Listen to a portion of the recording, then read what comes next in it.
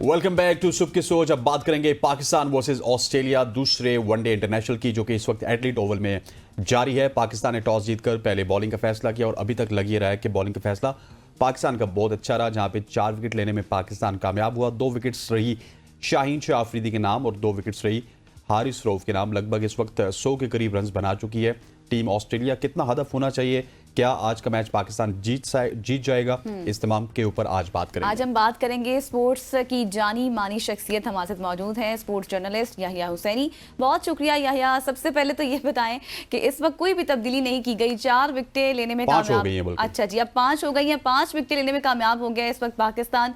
कितना हदफ आसानी से आज हम ले लेंगे? सबसे पहले तो अस्सलाम वालेकुम फजल और लियाकत आपको, और वालेकुम बहुत ही अस्सलाम। अच्छा स्टार्ट पाकिस्तान का। आधी ऑस्ट्रेलिया टीम जो है वो पवेलियन लौट गई है और सिर्फ स्कोर 101 रन है। और जो अभी स्टीव स्मिथ आउट हुए हैं, इससे पहले उनके खिलाफ एक एलबीडब्ल्यू की अपील मोहम्मद हसनैन की गेंद पर जो है वो रायगा गई। हालांकि पाकिस्तान ने रिव्यू भी लिया था, लेकिन वेरी नेक्स्ट बॉल पर विकेट कीपर मोहम्मद रिजवान के हाथों हसनैन ने स्मिथ को आउट करवा दिया है और ऑस्ट्रेलिया के सबसे मुस्तनद बैट्समैन आउट होकर पवेलियन लौट गए हैं। अब तक बिल्कुल ठीक कहा आपने कि रिजवान ने टॉस जीतकर जो पहले फील्डिंग का फैसला किया पाकिस्तान टीम के हक में दिखाई दे रहा है। लेकिन यहाँ से पाकिस्तान ने ऑस्ट्रेलिया को वापसी के तमाम रास्ते बंद करने होंगे, क्योंकि 210 पाकिस्तान के लिए अच्छा एक स्कोर होगा, लेकिन अबव 250 पाकिस्तान के लिए बिल्कुल भी एक मुश्किल टारगेट होगा इस पिच को। अच्छा यही भाई, अगर टीम की बात की जाए तो Pakistan team without any change गई है। इस तरह की खबरें आ रही थी कि अरफात मिन्हास या फिर फैसल अकरम को टीम में रखा जा सकता है। क्या देख रहे हैं पाकिस्तान की टीम में जो विदाउट चेंज गई है, ये अच्छा फैसला है मैनेजमेंट की जानिब से? हसनैन जो पाकिस्तान की स्ट्रेंथ है वो फास्ट बॉलिंग है इस दौरे के ऊपर, और पाकिस्तान अपने 4 पेसर के साथ इस मैदान में उतरा और आपने देखा कि आज भी पाकिस्तान ने अच्छी कारकर्दगी का मुजाहरा किया। रन्स रोकना एक मसला दिखाई दे रहा है, बट अब तक की जो प्रोसीडिंग है ऑल हैंड्स अब पाकिस्तान की बॉलिंग और बड़ी शानदार बॉलिंग का पाकिस्तान ने मुजाहरा किया है।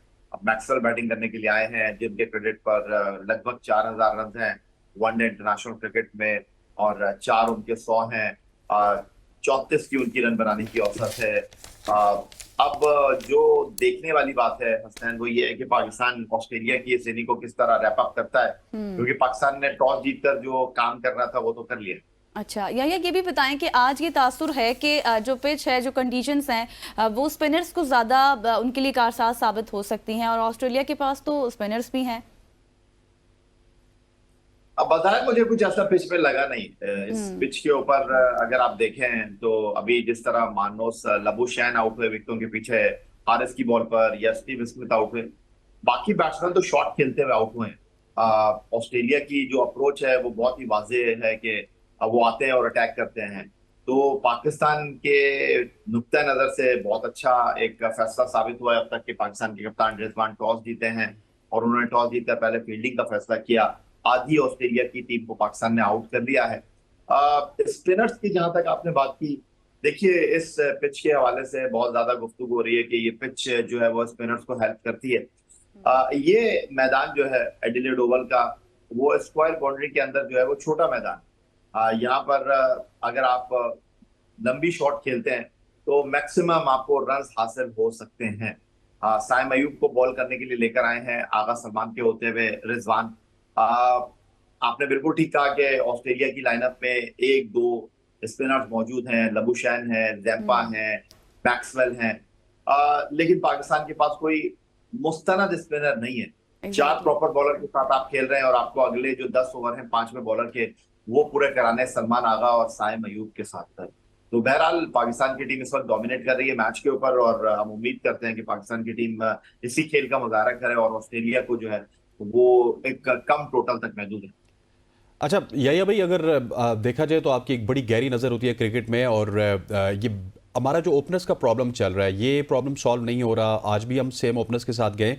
क्या समझते हैं, क्या वजह है कि मैनेजमेंट या पाकिस्तान क्रिकेट बोर्ड या फिर आपके कोच या कप्तान इन्हीं ओपनर्स के साथ जाना पसंद करते हैं?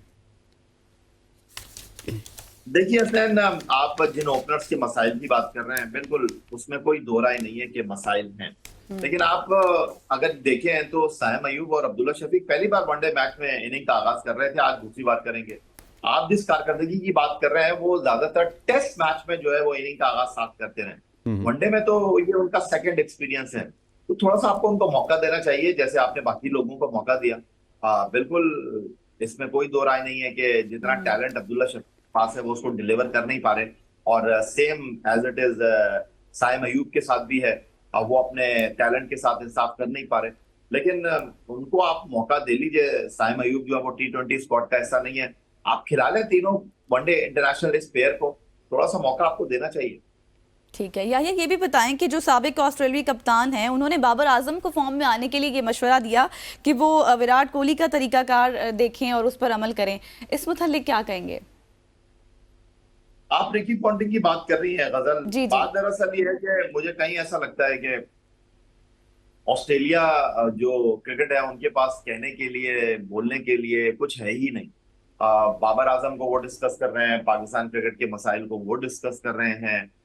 वो इस बात को बिल्कुल डिस्कस नहीं कर रहे कि ऑस्ट्रेलिया और भारत के दरमियान एक मुश्किल, कठिन, चैलेंज से भरपूर पाकिस्तान ऑस्ट्रेलिया सीरीज के बाद बॉर्डर गवास्कर ट्रॉफी की 5 टेस्ट मैचों की सीरीज होने वाली है।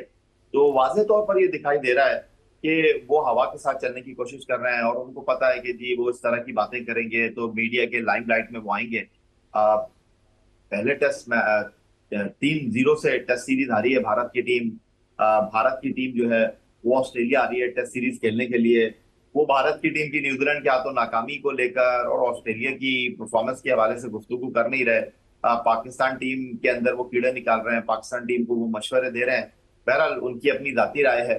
लेकिन जहां तक रही बाबर आजम की बात, खिलाड़ी जब अच्छा नहीं कर रहा होता तो उसको बेसिक के ऊपर जाना चाहिए। उसको जो है वो थोड़ा सा वक्त देना चाहिए। और बाबर आजम की जहां तक बात है, बाबर आजम अच्छा खेले हैं पहले वनडे इंटरनेशनल में। तो वो कहते हैं ना कि फॉर्म टेम्पररी, क्लास परमानेंट।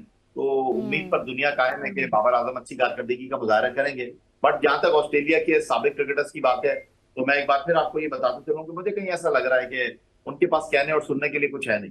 बिल्कुल आप ठीक कह रहे हैं। ऑस्ट्रेलिया में जाएं या फिर इंग्लैंड में जाएं तो उनकी टैक्टिक्स यही होती हैं कि अपोजिशन के ऊपर किस तरह से हमने प्रेशर बढ़ाना है, चाहे मीडिया से चाहे आपके कमेंटेटर से। लेकिन या भाई अगर सिर्फ बाबर आजम की बात कर ली जाए तो उनको जो पहला ओडीआई है उसमें स्टार्ट भी मिला, लेकिन वंस अगेन वो स्पिन का शिकार हुए। क्या वजह है कि बाबर कोई वर्कआउट नहीं कर रहे, उनका ग्रे एरिया बनता जा रहा है स्पिन?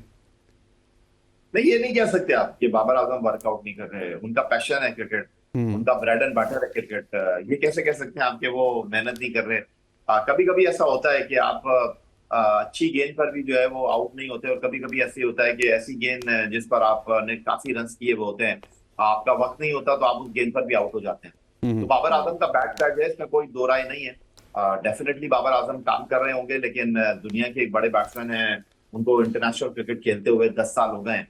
तो अब टीमें उनकी जो वीकनेसेस हैं उसके ऊपर काम करके आ रही हैं, इसलिए बाबर आजम को भी अब मेहनत करनी पड़ेगी।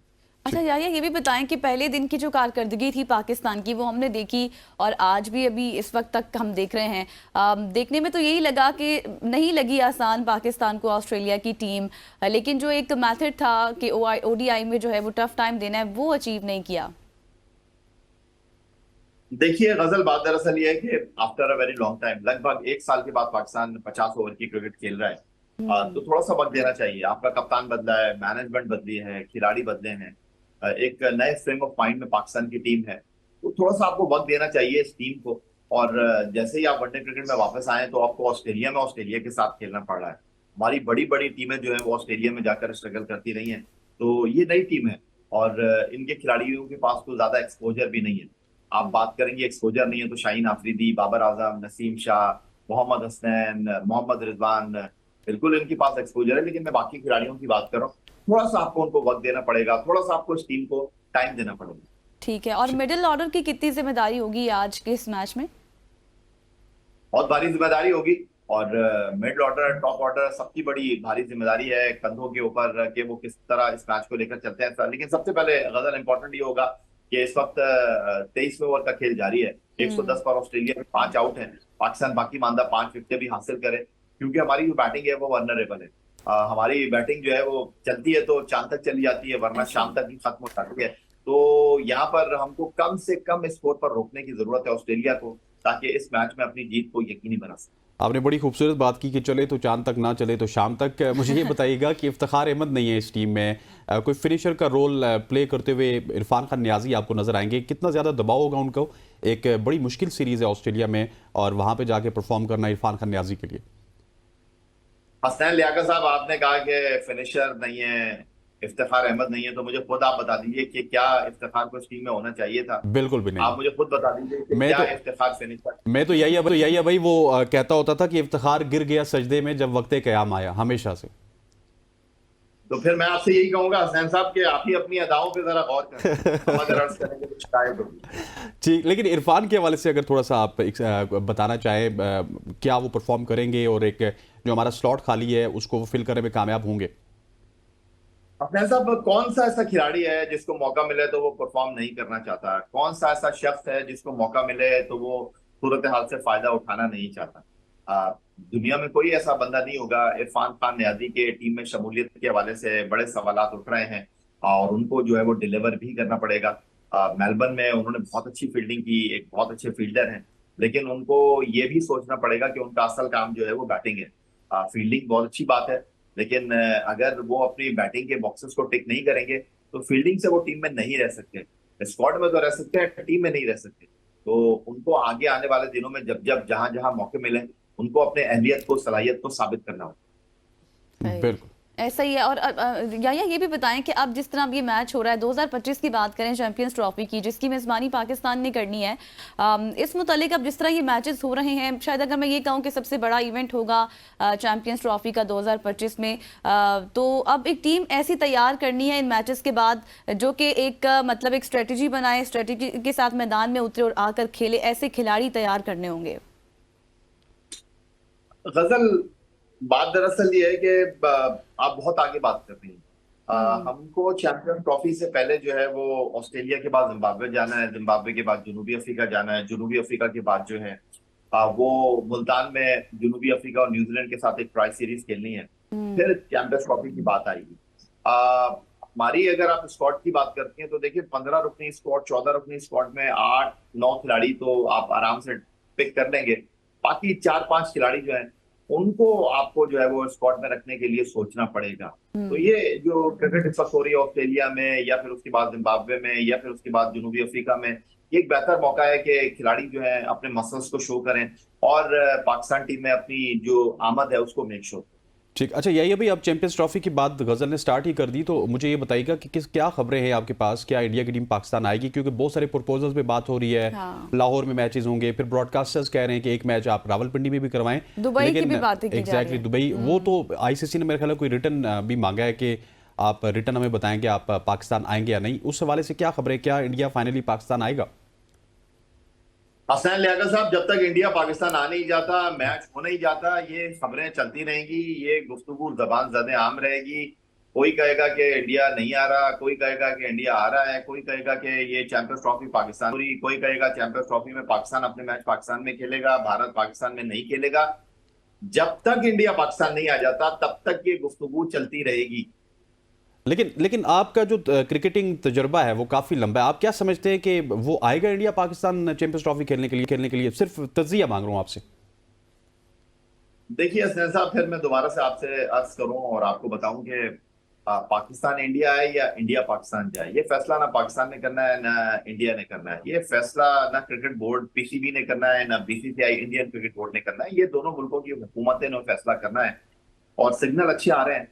और जिस तरह जय शंकर पाकिस्तान आए थे, अभी जो कॉन्फ्रेंस हुई है इस्लामाबाद में, तो अच्छी बाइक्स है और मुझे नहीं लगता कि इस बार इंडिया जो है उसके पास कोई उज़्र होगा, इस बार इंडिया के पास कोई बहाना होगा कि वो पाकिस्तान।